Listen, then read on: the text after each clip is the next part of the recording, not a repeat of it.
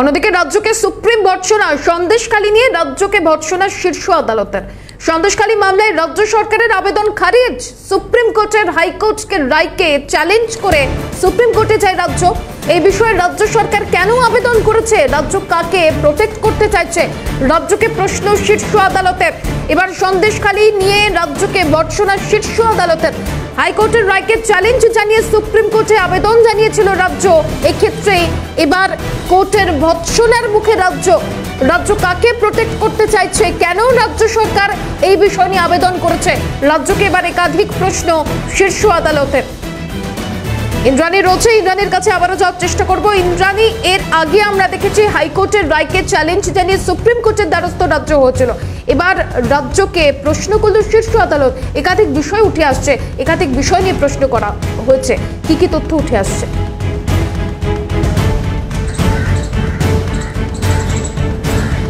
একদমই দেখো, সন্দেশখালীতে যৌন হেনস্থা এবং একই সাথে জমি দখলের মামলায় কলকাতা হাইকোর্টের যে সিবিআই তদন্তের নির্দেশ, সেটাকে চ্যালেঞ্জ জানিয়ে সুপ্রিম কোর্টে এসেছিল রাজ্য। আজ তাদের সেই আবেদন স্পষ্টতই খারিজ করে দিয়েছেন বিচারপতি গাভাই এবং বিচারপতি কেভি বিশ্বনাথনের বেঞ্চ। বিচারপতিরা আজকে সকালে যখন এই মামলা শুনানি শুরু হয়, তখন প্রথমেই বিচারপতি গাভাই প্রশ্ন তোলেন, রাজ্য সরকার এই মামলা নিয়ে কেন সুপ্রিম কোর্টে এসেছে, রাজ্য সরকার কাকে প্রোটেক্ট করতে চাইছে। তারপরে অভিষেক মনু সিংভি কিছুটা সময় চেয়ে নেন ও ব্যর্থ থাকার কারণে কিছুক্ষণ পর আবার যখন এই মামলার শুনানি শুরু হয়, তখনও কিন্তু অত্যন্ত কড়া মেজাজে দেখা যায় বিচারপতি গাভাই এবং বিশ্বনাথনকে। তারা পরিষ্কারভাবে অভিষেক মনু সিংভিকে জানতে চান যে রাজ্য সরকার কেন এই মামলাটি নিয়ে সুপ্রিম কোর্টে এসেছে। বিগত এক মাস ধরে এই মামলা নিয়ে যে তারা সুপ্রিম কোর্টে এসেছে, সেই সংক্রান্ত কি তথ্য প্রমাণ তাদের কাছে আছে, অর্থাৎ সিবিআই তদন্তের নির্দেশ যে কলকাতা হাইকোর্ট দিয়েছিল, সেটা খারিজ করার জন্য কি তথ্য প্রমাণ দিতে পারেন অভিষেক মনু সিংভি। কিন্তু রাজ্যের পক্ষ থেকে সেইভাবে কোনো তথ্য প্রমাণ দেওয়া না হলেও অভিষেক মনু সিংভি বলেন 43টি এফআইআর দেওয়া হয়েছে এই মামলা। প্রিয়াঙ্কা চিব্রুবাল রয়েছেন আমাদের সঙ্গে টেলিফোন লাইনে। যে বিষয়টা জানতে চাইবো, এর আগে আমরা দেখেছিলাম সন্দেশখালী নিয়ে হাইকোর্টের রায়কে চ্যালেঞ্জ জানিয়ে সুপ্রিম কোর্টে গিয়েছিল রাজ্য। এবার সুপ্রিম কোর্ট থেকে একাধিক প্রশ্নের সম্মুখীন হতে হলো রাজ্যকে। কি বলবেন এই বিষয় নিয়ে? পরিষ্কার আছে, আমি ওই মামলায় সুপ্রিম কোর্টে কেভিয়েটও লাগিয়েছিলাম, আমি ওখানে প্রেজেন্ট করেছি ম্যাটারটা। কিন্তু এটা তো পরিষ্কার ছিল যে কোনো রিলিফ তারা পাবে না। আরে ভাই, হাইকোর্ট একটা জিনিস পুরো অবজার্ভ করে দেখেছে যে এতগুলো ঘটনা ঘটেছে, এতগুলো এফআইআর রেজিস্টার হয়েছে, যদি কিছুই ছিল না তাহলে এফআইআর রেজিস্টার করলেন কেন? সেটা নিয়ে ওরা বলছে যে হাইকোর্টের ডিসিশনটা বাদ দিন, সিবিআই ইনভেস্টিগেট করবে না। তো সুপ্রিম কোর্ট কোনো গুরুত্ব দিল না, সেই জন্য ডিসমিস করে দিল। আর একটা চট পড়লো টিএমসির মুখের উপরে। কিন্তু দেখুন, এরা তো লজ্জা হারিয়ে দিয়েছে। তো যতই বার হোক না কেন, একটা ঝাপড় পড়ছে মুখের উপরে, কিন্তু লজ্জা নেই। একেবারে অনেক ধন্যবাদ ম্যাডাম। রাজ্যকে ভর্ৎসনা সুপ্রিম কোর্টের। এর আগে সন্দেশখালী নিয়ে হাইকোর্টের বিচারের পর, হাইকোর্টের রায়ের পর সেই রায়কে চ্যালেঞ্জ জানিয়ে সুপ্রিম কোর্টের দ্বারস্থ হয়েছিল রাজ্য, এবং তারপর সুপ্রিম কোর্টের তরফ থেকে এবার একাধিক প্রশ্ন উঠে আসছে সন্দেশখালী নিয়ে রাজ্যকে ভর্ৎসনা শীর্ষ আদালতের। সন্দেশখালী নিয়ে কেন আবেদন করছে রাজ্য, কাকে প্রোটেক্ট করতে চাইছে রাজ্য, একাধিক প্রশ্ন এবার শীর্ষ আদালতের তরফে। সুপ্রিম কোর্টের এবার বিজেপি নেত্রী অর্চনা মজুমদার এই মুহূর্তে টেলিফোন লাইনে রয়েছেন। ম্যাডাম, যে বিষয়টা জানতে চাইবো, সন্দেশখালী নিয়ে এর আগেও হাইকোর্টের রায়কে চ্যালেঞ্জ জানিয়ে সুপ্রিম কোর্টে গিয়েছিল রাজ্য। তবে এবার বলা যায় সুপ্রিম কোর্টে বুক থুবড়ে পড়তে হলো রাজ্যকে, তার কারণ একাধিক প্রশ্নের সম্মুখীন হতে হলো। আপনার প্রতিক্রিয়া?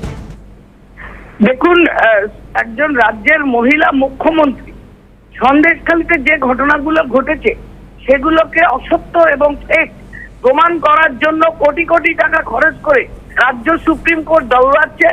এবং এখানে আমাদের যে নির্যাতিতা মায়েরা, মহিলারা এবং যাদের জমি কেড়ে নিয়েছে, প্রত্যেককে হয় পয়সা দিয়ে, নয় ভয় দেখিয়ে, নয় পুলিশ দিয়ে তাদের কেনার চেষ্টা করছে। এই চেষ্টা অত্যন্ত নিন্দনীয় এবং এর হাতে নাতে আজকে রাজ্য সরকার প্রমাণ পেল যে সুপ্রিম কোর্ট শোনা মাত্র ভর্ৎসনা করে এটাকে টার্মিনেট করলো। সত্যের জয় হলো এবং সত্যের জয় হবে। সন্দেশখালীর মেয়েরা লড়বে এবং শেষ বিন্দু রক্ত দিয়ে এই যে শেখ শাহজাহানকে নির্দোষ প্রমাণ করা বা শিবু হাজরা তারা কিছু করেনি, এইরকম বক্তব্য রাখার যে সরকারের চেষ্টা, একটা একটা করে ভিডিও তৈরি করে সেগুলো ভাইরাল করা, একে তাকে লোক দেখিয়ে দলে জয়েন করানো, এই যে সত্য ঢাকার চেষ্টা, এর চেয়ে নিন্দনীয় কিছু হয় না। একজন মহিলা মুখ্যমন্ত্রীর কাছে পশ্চিমবঙ্গের মানুষ এটা আশা করে না।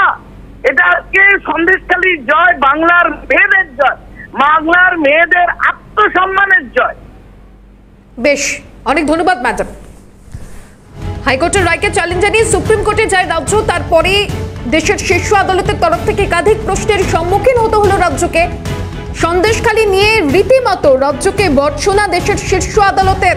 কেন এই আবেদন করছে রাজ্য?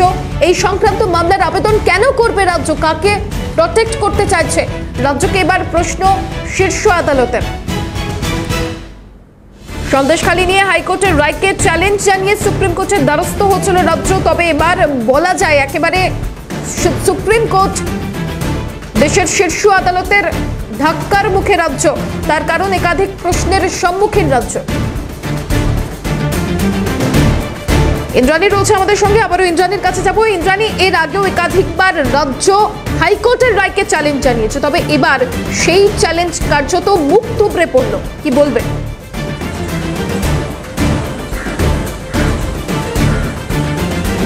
একদমই, দেখো, রাজ্য হাইকোর্টের রায়কে চ্যালেঞ্জ জানিয়ে সুপ্রিম কোর্টে এসেছিল এবং আজকে স্পষ্টতই মামলা শুনানির শুরুতেই তা খারিজ করে দেন বিচারপতি গাভাই এবং বিশ্বনাথনের বেঞ্চ। এবং যখন আজকে সকালে মামলাটা শুরু হয় তখনই কিন্তু বিচারপতিদের মেজাজ বোঝা গিয়েছিল। তারা পরিষ্কারভাবে রাজ্যের যে আইনজীবী ছিলেন তাকে প্রশ্ন করেন যে এই মামলা নিয়ে রাজ্য কেন এসেছে সুপ্রিম কোর্টে, অর্থাৎ যেখানে যৌন নির্যাতনের মতো ঘটনা ঘটেছে, যেখানে অসহায় মানুষদের জমি দখলের মতো ঘটনা ঘটেছে এবং সব কিছু পর্যবেক্ষণ করে কলকাতা হাইকোর্ট যেখানে সিবিআই তদন্তের নির্দেশ দিয়েছে, সেটাকে চ্যালেঞ্জ জানিয়ে কেন সুপ্রিম কোর্টে এলো রাজ্য। এরপর অভিষেক মনু সিংভি যখন বলেন যে বিশেষ কিছু পর্যবেক্ষণ আছে, 42টি এফআইআর হয়েছে, 43টি চার্জশিট, এরকম যখন পরিসংখ্যান দিতে থাকেন তখন কিন্তু বিচারপতিরা স্পষ্টতই অভিষেক মনু সিংভির কোনো কথা শুনতে চাননি। আজকে তারা বলে দেন কলকাতা হাইকোর্টের রায় জারি থাকবে, কলকাতা হাইকোর্টের এই মামলায় যে পর্যবেক্ষণ তার উপর কোনো হস্তক্ষেপ করবে না অনেক ধন্যবাদ আদালত।